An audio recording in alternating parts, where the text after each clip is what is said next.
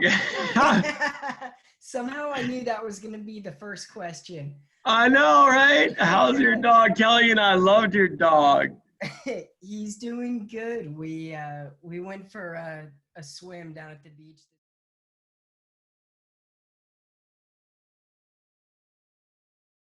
Winding back so many years, what I took away from our conversation the last time, and it was cool because we were at that location, you had just finished the race, but just how special that whole place is for you.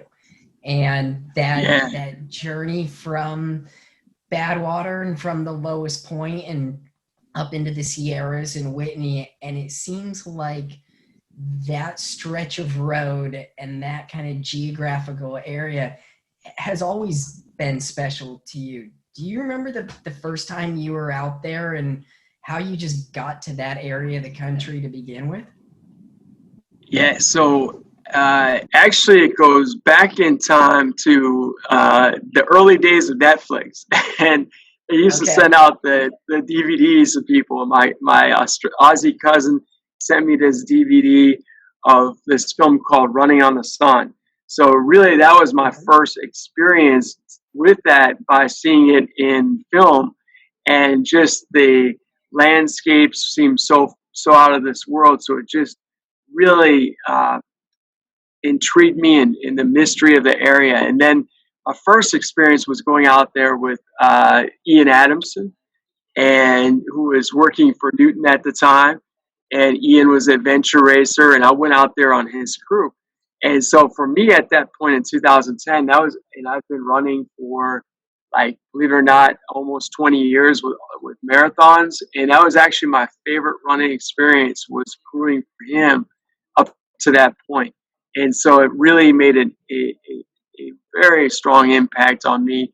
The desert is just so beautiful. It's very remote, and it's very unique. It's the hottest place on the planet, and you can see in areas for 50 miles. And you see in Badwater, for example, it's 282 below sea level, and then the floor rises up to Telescope Peak, which is like over 11,000 feet. So it's just magnificent, and it just it just speaks to your inner soul. And so that area definitely has made a lot to me. And I've been running the actual course of Badwater 135 for the last 9 years. And this summer with the COVID-19, we had another opportunity to do something unique. Yeah, I didn't know that Ian was basically what got you out there, and that was that first trip out there, because I was working for Newton. I think I had been there less than a year or so, and I mean, you know Ian very well, incredibly accomplished. I mean, he's got, the resume to back it up, from his adventure racing days to, Ironman triathlon stuff. And he's just kind of that been there, done that guy. And every story seems kind of bigger than the last. So for that to be your introduction, almost seems fitting that you've got this iconic place, somebody who's iconic in that endurance world, and then you go there and it just happens to be like you just drop in perfectly with this whole cast of characters that we met through Running on the Sun. And that it seems like, it feels like that place in particular, there's a certain type of person that it just clicks with, and you guys love it and you thrive there and succeed and do really well. Yeah, I met also on his team, of course, I met Leah, his wife, and Doug Bertram with Structural Elements. And Doug is another big Newton guy. He sells Newtons in his store, and he really believes, sees the benefit of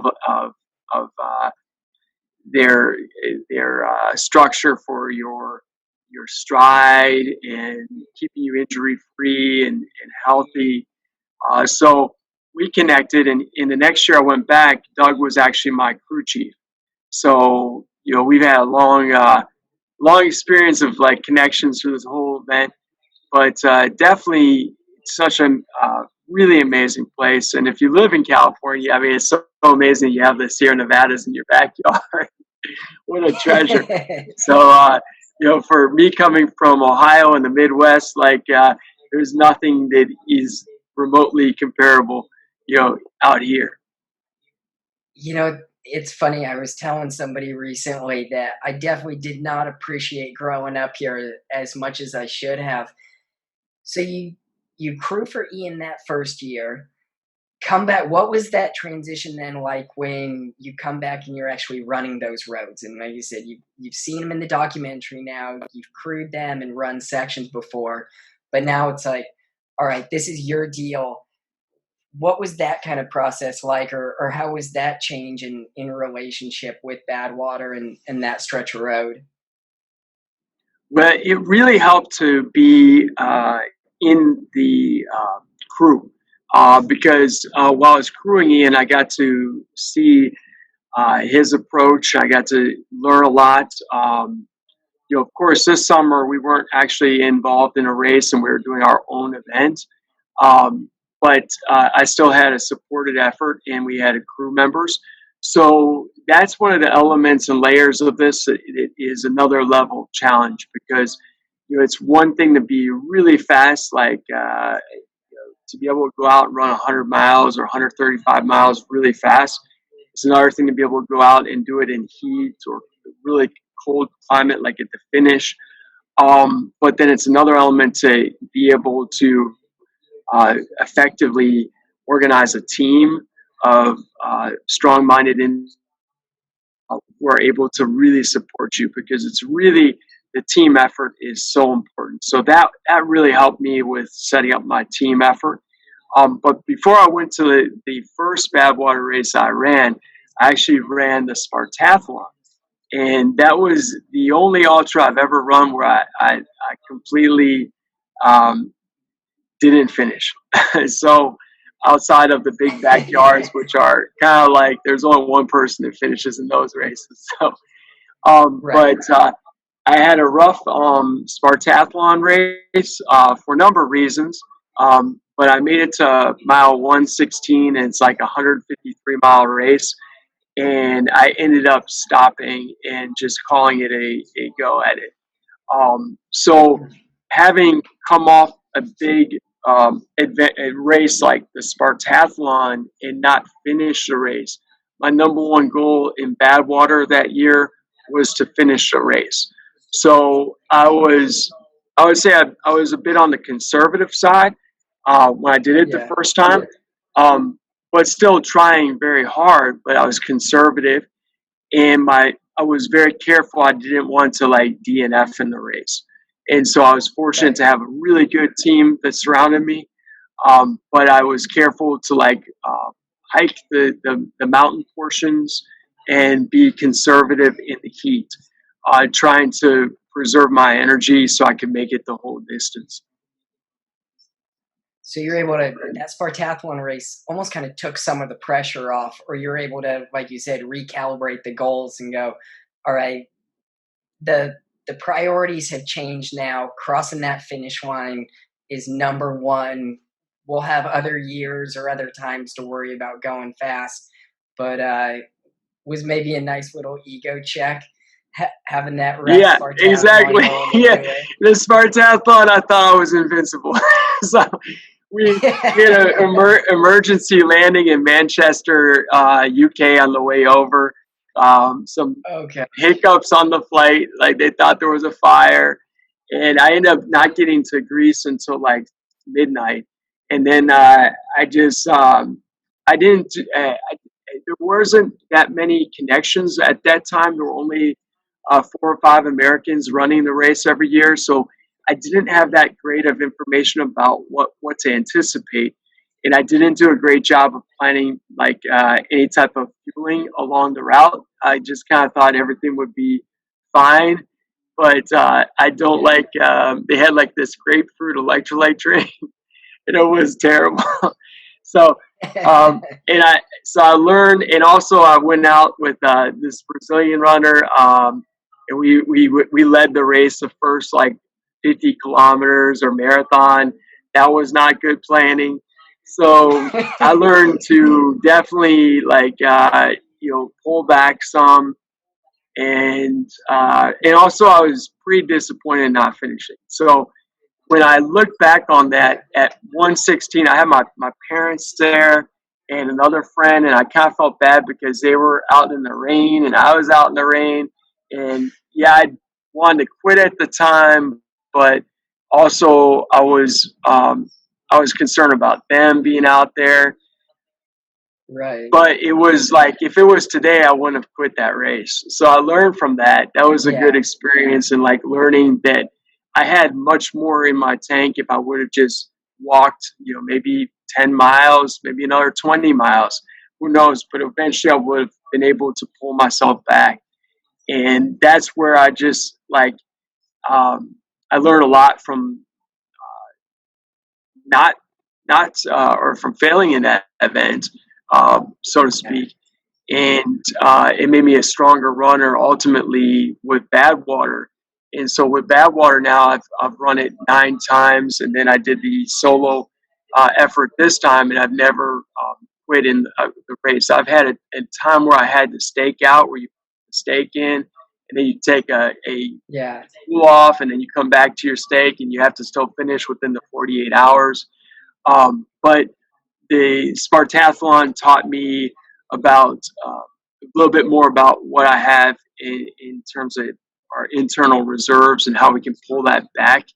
Even if you feel like you're at a moment where there's total despair, you can always find a way to climb out of that. And Yeah. as long as it's not something with personal safety. So, yeah, I learned a lot from that experience. So then over those next 9 years that you're doing Badwater, and obviously your times get faster, and you're climbing up the leaderboard, and you become almost kind of like a staple at the race. And again, I joked about it earlier, but Badwater really is one of those races that, like, it's got this cast of characters that's almost like in lore, and you've got the legends like Pam Reed, and then you've got Scott Jurek showing up in his all white suit, the first year, and it's one of those events that again, it feels like, as somebody myself who races ultras, it kind of lives off to the side. It's like this unique thing that it takes a special ability, but it also then takes a very special skill set to be able to succeed there, and to do really well. What was that transition kind of like, going from that first year up into being competitive and being kind of one of those staples at the race? Yeah, I feel like I just kind of took some of the governors off my body that I had on the first year. So the first year, I had mental governors and physical governors. So I was thinking, well, I need to hold back more, or I ended up needing sleep, like thinking that I need to like lay down and sleep for 20 minutes or things like that. And so basically I just learned to be more efficient with my time. So I pretty much have gotten to where I don't need to sleep at all. So if I can just keep on moving, I also try not to like take long breaks. So I find that if I'm getting 8 or whatever it is, I'm doing it while I'm moving. So that moving might be a Right. fast walk, but I don't like to like sit down and take any added time. So pretty much I'm moving the whole time, whether it's running or walking, the whole course. And I stop and stretch. That's about it. And I'll stretch for like Mhm. maybe 40 seconds every hour. So it's very Yeah. limited stop. And I'll stop for the restroom maybe there's maybe 4 or 5 restrooms along the course. And somehow I've gotten pretty good at stopping only at the restrooms. So I've gotten that down. So I have to use any Biffy bags.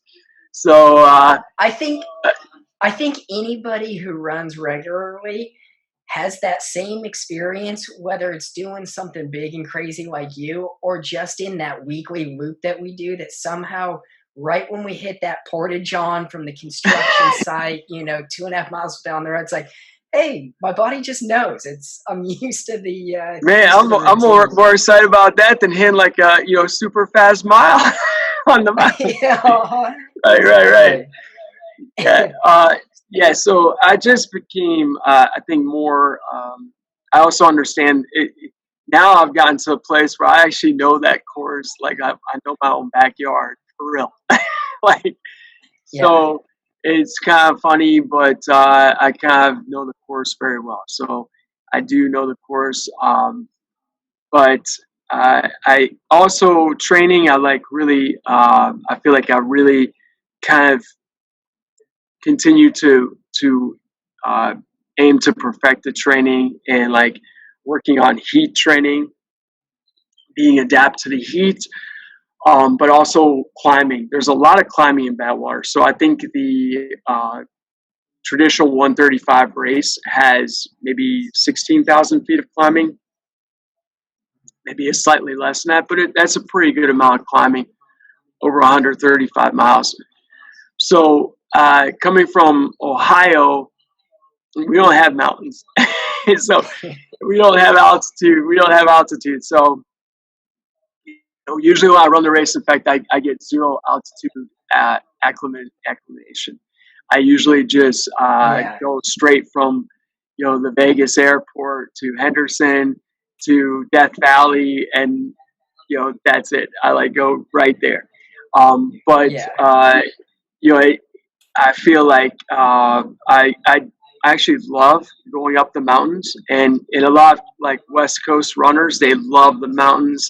That's like they just, and I love that. That's so awesome. But here we have hills, so right. I have gotten really into like loving the mountains and the hills, and loving climbing and descending on those. So I feel like I've just kind of gotten more comfortable with pushing myself into an uncomfortable position where I'm right on the line, whether or not I'm going to over exceed it or just ride the wave. And so I've gotten better at that because it's easy to overdo it, and if you overdo it, then it costs you maybe an hour or 2 hours on the course, maybe even longer than that.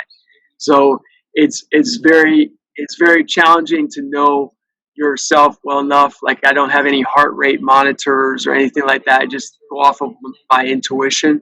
But it's hard to know Hmm.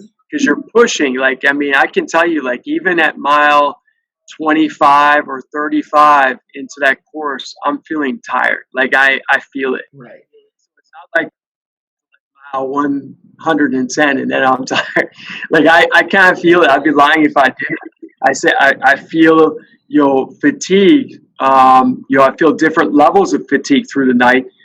Like for example, with the Badwater 135 course, it begins in waves, and usually I'm at the 11 p.m. wave, and so that first night it can be kind of challenging because you're sort of sleepy, and Yeah. you've been up all day, you've been like anticipating a race, and then you get through that and you're like, okay, now it's starting to get light out, but then you're climbing up this giant 5,000 feet of mountain in front of you, and then you're like, well, now I'm feeling really tired in my legs for that type of like climb, and then finally you get to the top and you're like, oh, thank God we're at the top, and then you got to descend 12 miles down 4,000 feet in like an incredible incline that makes the car tires smell. I mean, the brakes, you smell the brake pads of the tires. I mean, the brakes of the cars coming down the road.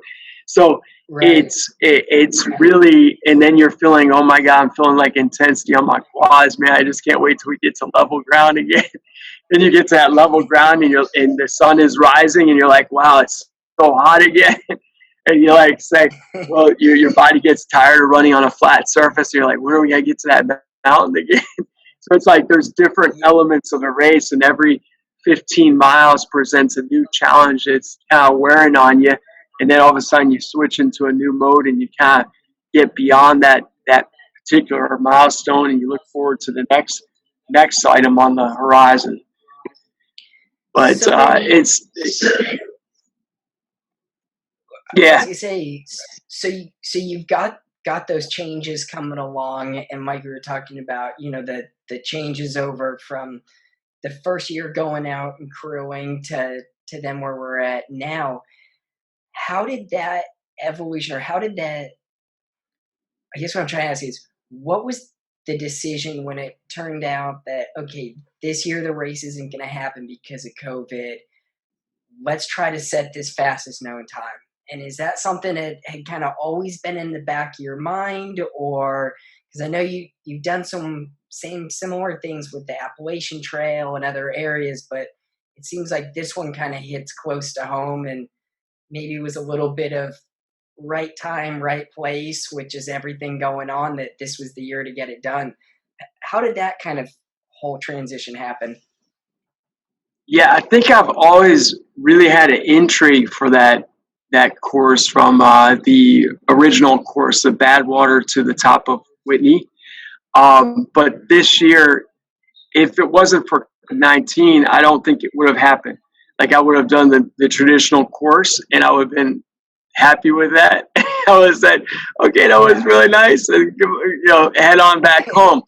But this year, because the race was canceled, then I thought to myself, well, I've trained for this, and I'd really like to do this event. Yeah, I'd like to do the lowest to highest. So I went out there the week the race was supposed to happen, because we already had like bookings for like the hotels and all the other things, the flights. And so when I got out there, I didn't want to do the event then, because it was too close to the actual race, and I felt that the race was canceled for a reason, and it would be kind of dishonoring to the national park and to the county and to the other racers if I did the race at that point. And so I basically inspected like how things looked, like what were the risks, my perceived risks for coming out there again later in the summer. And from what I came across, it was a very little, very small population that were out there. In fact, areas in Death Valley that we normally saw lots of people, there was probably only like 10% of the normal travelers. So it was really, and I spoke to the hotels and emailed the park and all the other things. So the park wasn't able to officially endorse it, but they didn't discourage or totally discourage it either. And so I came up with a Right. plan. I finally got that email like 2 weeks before I decided to go in August. And then it was kind of get everything together, and I've got 11 days. So it was, and I didn't have any crew members. So I had to get all the crew members that came out. They came out on a spontaneous note, which was amazing. And my friend Dave Oakley, he had crewed my fiance before, and he was fantastic. Randy uh, Krell and Jeremy, they were amazing, and they had never crewed before. So that was really special. And then I had thought of, I had my buddy Alan Lopez, who was supposed to come out, like he had come out to the Appalachian Trail and been crucial for helping me. And I had planned to have him go up Whitney with me, but he had a setback. So I had to find Michael Jimenez, and Michael came out. So it was all like very spontaneous combustion to get everything together. But it was incredible. We also came up with the City Gospel Mission.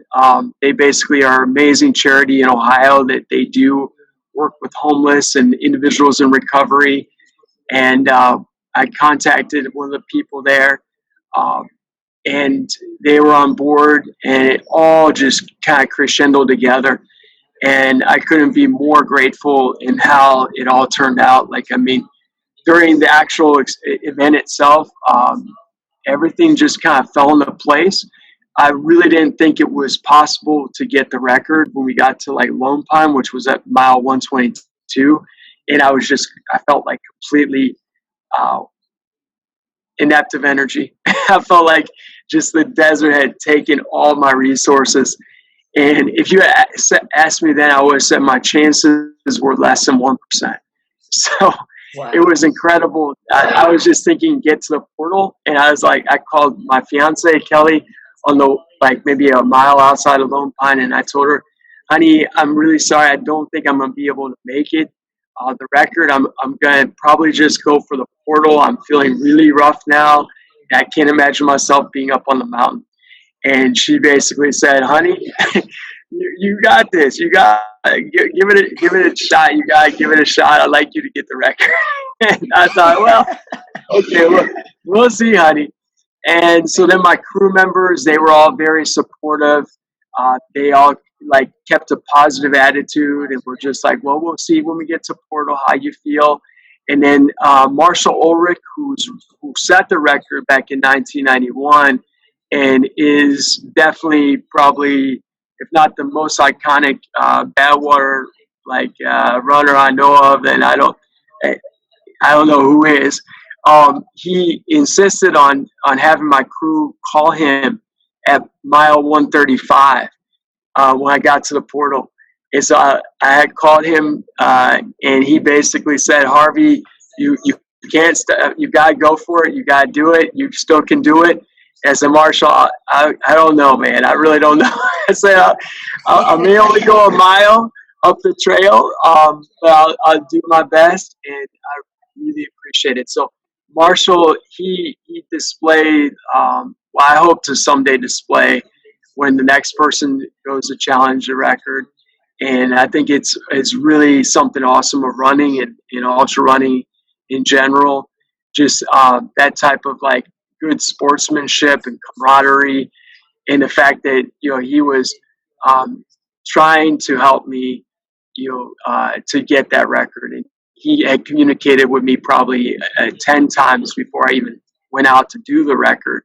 So he was just super sportsmanlike and just strong character, and I really appreciate Marshall. It seems like not just in that community is that common of that sort of that support, but especially around that race. And maybe it's just everyone who's been involved with it knows how tough it is. But it seemed like for this effort, everyone was pulling for you. That it really was such a supportive endeavor. I would imagine that it takes something like that, or it takes that level of support. Because Marshall's record, I think I saw, had stood for like 29 years. That he just it took a special day to get something done like that. And like you so eloquently said, that he was just behind you every step of the way and was pulling for you, and that sportsmanship definitely shone through. Yeah, absolutely, and I really hope to team up with Marshall on some future adventures. Yeah, he is quite a character. He's not slowing down a bit. Like at 68, last week I called him. He was on top of the mountains, like over 14,000 feet in Colorado. So he's fantastic. That's perfect. Well, but yeah, it was really just something out of this world. Like once I started up the trail, the 11 miles up to the from the portal to the summit, it just kind of clicked, and I just felt my body moving. I had purposely tried to conserve myself on the mountain portions, climbing portions earlier in the run from the 146, and it all kind of clicked together. And I also felt really good because I had kind of a safety net of 3 individuals. So I had Michael Jimenez, but also Davey McCoy and his partner Tracy. They joined me for the mountain portion. And so I felt that, that was a little bit my concern, getting up on a mountain over 14,000 feet after covering 146 miles.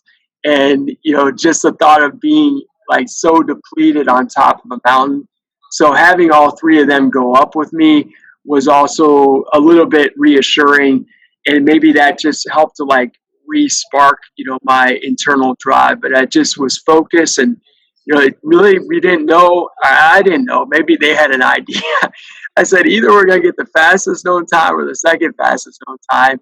And we got closer and closer. And I bet every hour I was like, how are we doing on pace, you think, guys? And they'd say, oh, we think we're doing good. And they said I would speed up for about 5 minutes. So they hated when I asked that question. Like, it was just like, oh. But I knew that I noticed that we were going pretty well because I know Michael Jimenez is one heck of a climber, and I could tell like he was winded and he was moving at his, pretty damn fast. So I knew that we must have been doing pretty good. And when I finally got to like the final apex, and I could see the shelter maybe 30 meters away. And I mean, I was at that point, I was to a point where I was kind of tripping over myself every 5 or 10 feet,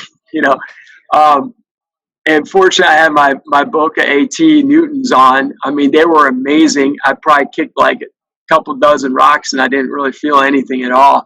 But, it was quite a incredible feeling reaching that moment where you plan something out and put so much effort into it and it actually comes to fruition. Because the Appalachian Trail was super amazing and sweet with my father. Like, that's something I'll never forget.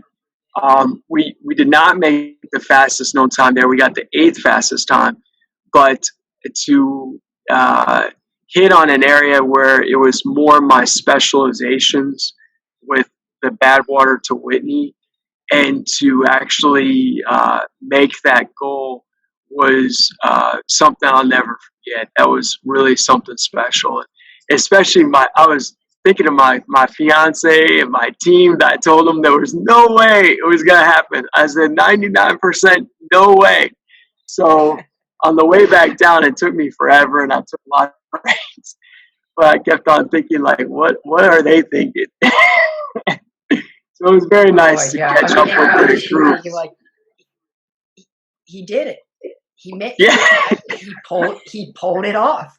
I mean, because it's funny, as athletes, I think we all have a bit of that self-doubt, and you have those moments because you've seen it go wrong, and you put everything into a race or an athletic event, and it just might happen to not be your day.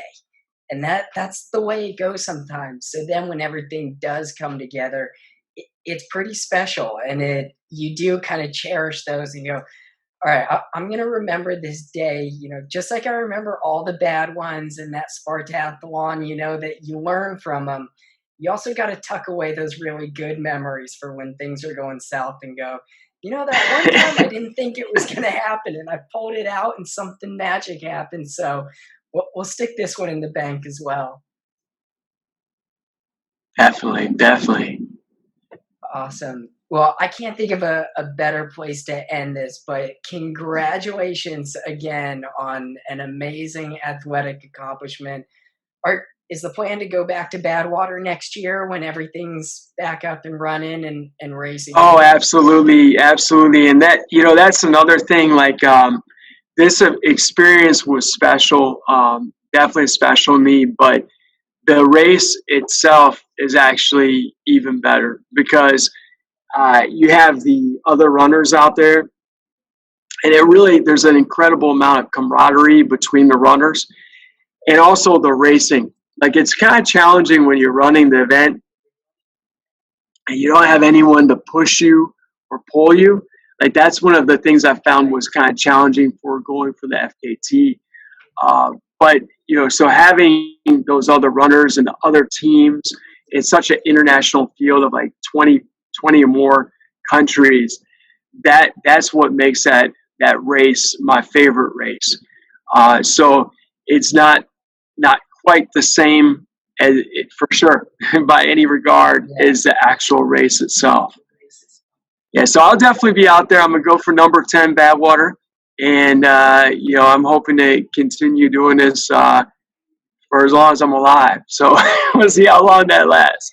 We can keep that up. The old man out there, like 75 or who knows. There's a really amazing guy, Arthur Webb, who did it at 70.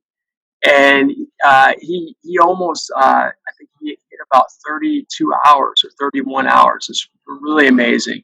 So I Yeah. love that. I love seeing all the runners out there, from the first to last runner. I mean, there's the guy, Chris Moon, who has done the race numerous times now with one arm and one leg. So that's what pulls me back to Badwater. It's like you see and really to ultras in general and marathons, you see people pushing themselves beyond what they thought they perceived it was their limit. And it's just, that blows me away. I just remarkable, and I love that. It inspires me to the rest of life.